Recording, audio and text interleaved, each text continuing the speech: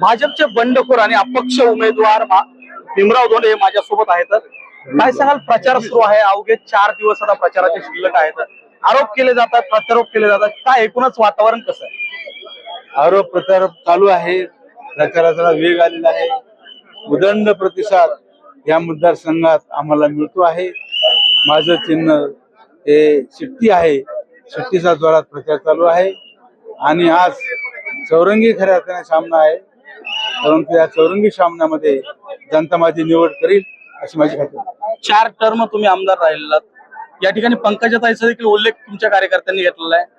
काय सांगा, आज बंड केलेला आहे, मात्र पुढचं पाऊल तुमचं कसं असणार? नाही, आता पुढचा जो विषय आहे तो 20 तारखेनंतर.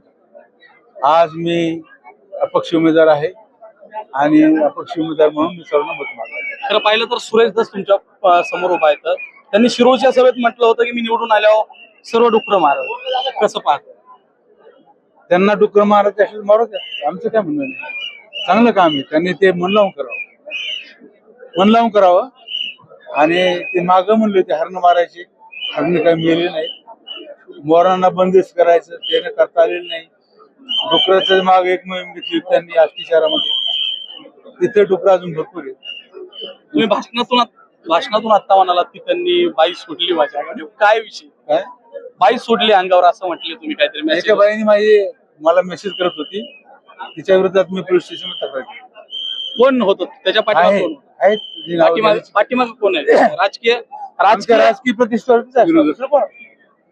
काय विजन असणार आहे तुमचं? काय अजेंडा घेऊन तुम्ही आता जनतेमध्ये पुढं आपल्या मतदारसंघामध्ये रोजगार कसा वाढेल, पाण्याच्या सुविधा कशा करता येतील, सुशिक्षित बेकारी कशी कमी करता येईल आणि तांत्रिक एज्युकेशन कसं सुरू करता येईल असा मी विचार करतो. समोरच्या उमेदवारात उत्साह थोडा कमी वाटतोय का? नाही, मी त्यांना पाहिलं नाही, मला नाही सांगितलं. काय वाटतं? भेट नाही. 5वी टर्म पूर्ण करताल, शिट्टी वाजाल? तुम्ही लोकांना विचारलं.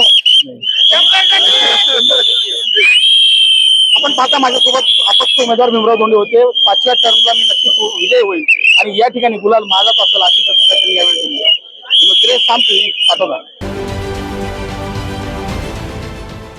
देश विदेशातील प्रत्येक घडामोडींचे लाईव्ह अपडेट मिळवण्यासाठी आता साम टीव्हीच्या सर्व सोशल मीडिया प्लॅटफॉर्मला लाईक, फॉलो आणि सबस्क्राईब करा.